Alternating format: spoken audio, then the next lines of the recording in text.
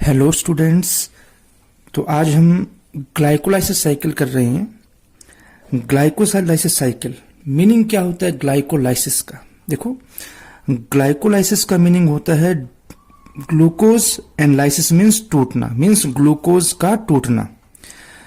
इसमें क्या होगा कि जो ग्लूकोज का वन मॉलिक्यूल होगा वो ब्रेक होगा और टू मॉलिक्यूल्स पायरुविक एसिड बनेंगे। यहां ग्लूकोज 6 कार्बन वाला होगा और जो बनेगा पायरुविक एसिड वो 3 कार्बन वाला होगा। इसका एक दूसरा नाम भी है, इसे बोलते हैं हम ईएमपी पाथवे। ईएमपी पाथवे इसका नाम क्यों पड़ा? क्योंकि इसे 3 साइंटिस्ट थे, उन्होंने डिस्कवर किया तो इसका नाम भी उन्हीं के नाम से आया। ई का मीन्स होता है एबेंडन एंड एम का मीनिंग होता है मेयर। ओके, और जो लास्ट में आया पी, पी का मीन्स होगा पार्सन। तो एबेंडन, मेयरहॉफ और पार्सन, इन तीनों ने इसको डिस्कवर किया, इसलिए इसका नाम पड़ गया ईएमपी पाथवे।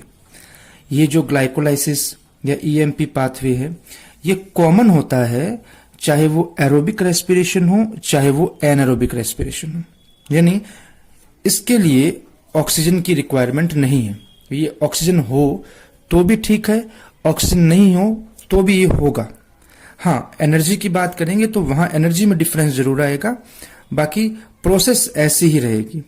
तो शुरू करते हैं हम ग्लाइकोलाइसिस साइकिल। तो ग्लाइकोलाइसिस साइकिल, इसमें क्या स्टेप होंगे सारे, इन स्टेप्स के बारे में हमें बात करनी है। तो सबसे पहले क्या होगा, जो वन मॉलिक्यूल होगा ग्लूकोज का, ग्लूकोज से कितने मॉलिक्यूल है? 1। ठीक है, कि 1 मॉलिक्यूल ऑफ ग्लूकोज जो है कन्वर्ट हो जाएगा ग्लूकोज 6 फॉस्फेट के अंदर। तो इसके लिए इसे क्या रिक्वायरमेंट रहेगा? फॉस्फेट। ओके, इसमें इसको फॉस्फेट की रिक्वायरमेंट रहेगी। इस रिक्वायरमेंट को पूरा करने के लिए जो एटीपी है वो एडीपी में कन्वर्ट हो जाएगा। ओके, एटीपी एडीपी में कन्वर्ट हो जाएगा। ओके, जब ये कन्वर्ट होगा तो मीन्स 3 से कितने फॉस्फेट रह गए? 2। एक फॉस्फेट जुड़ गया ग्लूकोज के साथ। अब ये 6 कार्बन वाला मॉलिक्यूल होता है ग्लूकोज, यहां भी 6 है, तो एंजाइम का नाम रख दिया हेक्सोकाइनेज। हेक्सो का मीन 6 होता है, काइनेज। एक चीज ध्यान रखना, जहां भी आपको एटीपी या एडीपी दिखाई दे, चाहे यहां देखिए यहां पर है, इसके आगे भी है, कहीं भी आपको एटीपी या एडीपी दिखाई दे, आप एंजाइम यूज करेंगे kinase. Okay, kinase enzyme use कीजिएगा। तो अब हम बात करें कि glucose converts into glucose 6 phosphate, तो उसे एक ये जो फॉस्फेट है वो कहां से मिला? वो मिला एटीपी से। और मैग्नीशियम आयन इसमें इसकी हेल्प करता है। ये जो पूरी प्रोसेस है ग्लाइकोलाइसिस की, ये साइटोप्लाज्म के अंदर कंप्लीट होती है। ओके, सेल के साइटोप्लाज्म में। अब ग्लूकोज 6 फॉस्फेट जो है उसको कन्वर्ट होना पड़ेगा फ्रक्टोज 6 फॉस्फेट के अंदर। अब क्वेश्चन आता है कि क्यों? क्या डायरेक्ट आगे की प्रोसेस नहीं हो पा रही थी? हो सकती है हो जाए, बट जो चीज हमें चाहिए कि फ्रक्टोज 1,6 डाइफॉस्फेट ये ग्लूकोज से नहीं बन पाएगा, क्योंकि ग्लूकोज के पास एक ही फ्री कार्बन रहता है, यानी उस चेन के अंदर एक कार्बन फ्री एंड रहता है, तो इसलिए एक ही फॉस्फेट उस पर जुड़ पाएगा। पर फ्रक्टोज जो है उसके पास 2 फ्री एंड रहते हैं कार्बन के लिए, इसलिए ग्लूकोज जो आइसोमर है फ्रक्टोज का, तो आइसोमरेज एंजाइम की हेल्प से ग्लूकोज कन्वर्ट हो जाएगा फ्रक्टोज के अंदर, यानी फ्रक्टोज 6 फॉस्फेट। ये फ्रक्टोज 6 फॉस्फेट जो है, यानी फ्रक्टोज जो पार्ट है उसके पास 2 है कार्बन जिसके ऊपर फॉस्फेट जुड़ सकते हैं। तो इसका मतलब फर्स्ट कार्बन जुड़ा 6 पे जो इसके साथ ही था, पर उसके पास फर्स्ट कार्बन और फ्री था, इसलिए जो फ्रक्टोज है उसके अंदर 6 के साथ साथ फर्स्ट नंबर कार्बन के साथ भी एक फॉस्फेट और आ जाएगा, और देगा कौन? वहीं से फिर से एटीपी। एटीपी ही देगा मैग्नीशियम की हेल्प से एंजाइम काइनेज। नाम पड़ा फोस्फोफ्रक्टो, क्योंकि फॉस्फेट ऐड करना है और फ्रक्टोज के ऊपर, तो नाम पड़ गया फोस्फोफ्रक्टोकाइनेज मैग्नीशियम की हेल्प से। तो इस तरीके से बना फ्रक्टोज 1,6 डाइफॉस्फेट। ये भी एक 6 कार्बन वाला कंपाउंड है। अब ये जो फ्रक्टोज 1,6 डाइफॉस्फेट है ये डिकम्पोज होगा या हम कहीं ब्रेक होगा 2 पार्ट में। ठीक है, 3 PgAl देखो इसको शॉर्ट में बोलते हैं PgAl फोस्फोग्लिसरल्डिहाइड, ओके, और di hydroxy acetone phosphate DHAP। ये दोनों ही 3 कार्बन वाले कंपाउंड है, दोनों ही।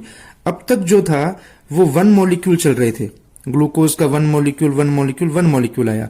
अब यहां पर जो फ्रक्टोज है वो एल्डोज, ठीक है, एल्डोलेज बोल सकते हैं अपने, क्योंकि यहां पर जो ग्रुप है ये है एल्डिहाइड ग्रुप है, ठीक है, इसलिए एल्डोलेज, ठीक है, एल्डोलेज जो एंजाइम है उसकी हेल्प से जो फ्रक्टोज 1,6 डाइफॉस्फेट है वो ब्रेक हो जाएगा 3-PGAL के अंदर और डाईहाइड्रोक्सी एसीटोन फॉस्फेट में।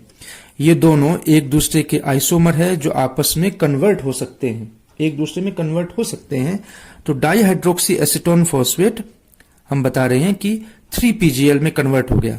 देखो ऐसा नहीं है कि ये इसमें कन्वर्ट होगा ही, हम कह रहे हैं कि भी ये इसमें कन्वर्ट हो जाए तो ये प्रोसेस होगी। अदरवाइज क्या होगा कि इधर से PGAL ये प्रोसेस करेगा, इस तरफ से सेम ऐसी ही प्रोसेस डाईहाइड्रोक्सी एसीटोन फॉस्फेट भी करेगा और पायरुविक एसिड बनाएगा। ओके, हमने इसको साथ में ले लिया कि डाईहाइड्रोक्सी एसीटोन फॉस्फेट कन्वर्ट हो जाएगा मान लीजिए PGAL के अंदर। तो इस तरीके से PGAL के कितने मॉलिक्यूल बन गए? 2। अब तक मैंने कहा 1 मॉलिक्यूल चल रहे थे, अब आ गए आपके पास 2 मॉलिक्यूल। इसमें जो ये फ्रक्टोज है 1,6 डाइफॉस्फेट ब्रेक होगा, स्प्लिट होगा, तो स्प्लिटिंग के लिए आपको चाहिएगा जिंक। जिंक आयन की भी रिक्वायरमेंट रहेगी यहां पर, यानी जिंक आयन जो है उसकी हेल्प से ये ब्रेक हो पाएगा काम। ओके, अब ये 3-PGAL कन्वर्ट होगा 1,3 डाई-PGAL के अंदर, तो यहां पर भी एक फॉस्फेट चाहिए। इसके लिए काम आएगा इनऑर्गेनिक फॉस्फोरिक एसिड। IP का मतलब है इनऑर्गेनिक फॉस्फेट। ओके, ये इनऑर्गेनिक फॉस्फेट देगा, यानी ये फॉस्फेट इसके अंदर 3 के साथ साथ फर्स्ट नंबर कार्बन से भी जुड़ जाएगा। ओके, यहां पर एक वाटर मॉलिक्यूल भी ऐड होता है, क्योंकि वाटर मॉलिक्यूल इसलिए आया ताकि आगे जो नेक्स्ट प्रोसेस है उसके अंदर क्या हो सके, डिहाइड्रोजनेज एंजाइम की हेल्प से NADH2 में कन्वर्ट हो सके, ठीक है, रिडक्शन हो सकेगा इसका। तो उस रिडक्शन के लिए हाइड्रोजन वाटर मॉलिक्यूल देता है। तो इस तरीके से 3-PGAL से 1,3 डाई-PGAL बन गया। ये 1,3 डाई-PGAL से बनेगा फोस्फोग्लिसरिक एसिड, 1,3 डाई-फोस्फोग्लिसरिक एसिड, यानी आप बोल सकते हो 1,3 डाई-PGA। ओके, क्योंकि हुआ क्या कि इसके पास एल्डिहाइड जो था, इसके पास जो है हाइड्रोजन था, वो हाइड्रोजन ले लिया किसने? NADH2 ने। डिहाइड्रोजनेज, जब भी आप NADH2 देखेंगे या NAD देखेंगे तो डिहाइड्रोजनेज एंजाइम को याद रखना। जैसे मैंने कहा काइनेज चाहिएगा अपने को ATP के समय, ठीक वैसे ही यहां पर। तो ये तो खुद तो हो गया ऑक्सीडाइज्ड, खुद तो ऑक्सीडाइज्ड हो गया और इसे कर दिया रिड्यूस। ये जो प्रोसेस है ये इलेक्ट्रॉन ट्रांसपोर्ट सिस्टम में चलेगी, ठीक है, ETS साइकिल में। और ये प्रोसेस कब होगी? मतलब देखो ये कन्वर्जन तो होगा, कन्वर्जन तो होगा, पर NADH2 में कब कन्वर्ट होगा? जब ग्लाइकोलाइसिस के अंदर भी ऑक्सीजन होगी। यदि ऑक्सीजन नहीं होगी तो ये चीज नहीं होगी।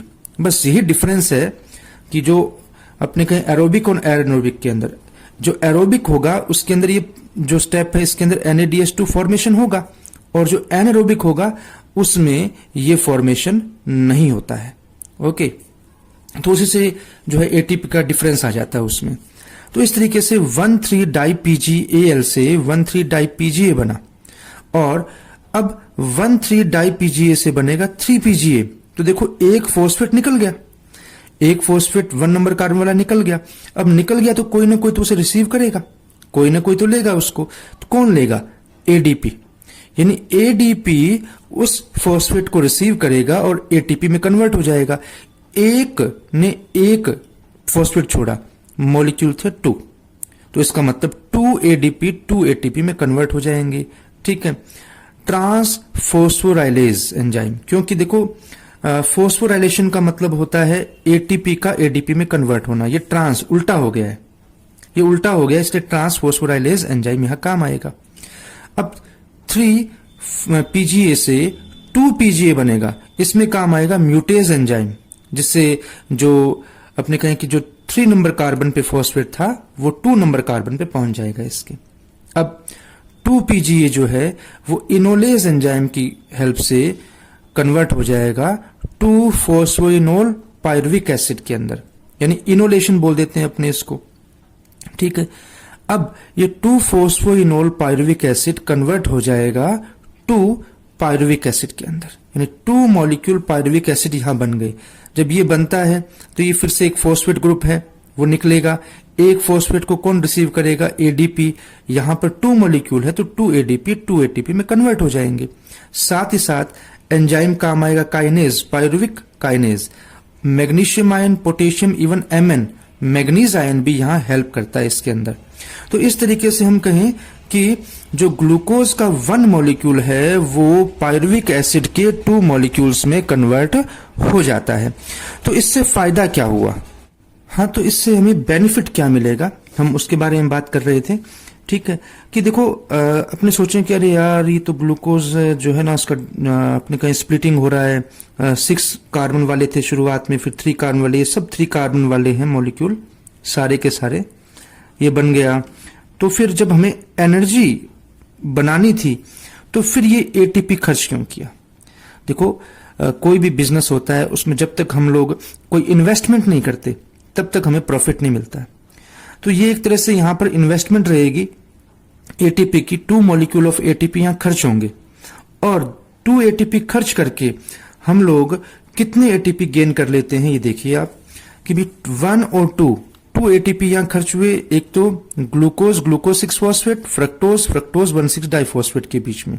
फिर फॉर्मेशन हुआ 1,3 PGAL से जब 1,3 PGA बनता है, डाई PGA है, 1,3 डाई PGAL से 1,3 डाई PGA बनता है, तो उस समय 2 NADH2 मॉलिक्यूल बनते हैं। ये 2 NADH2 मॉलिक्यूल, ठीक है, ये टोटल 6 ATP के इक्वल होते हैं, क्योंकि एक NADH2 3 ATP के इक्वल होता है। तो टोटल 6 ATP हमें यहां मिल गए। फिर 1,3 से 3 बना तो फिर से फॉस्फेट निकला, यहां पर 2 यहां हमें बेनिफिट मिला, 6 और 2 8 और फिर से ये 2, टोटल 10 ATP मॉलिक्यूल का हमें यहां बेनिफिट मिलेगा।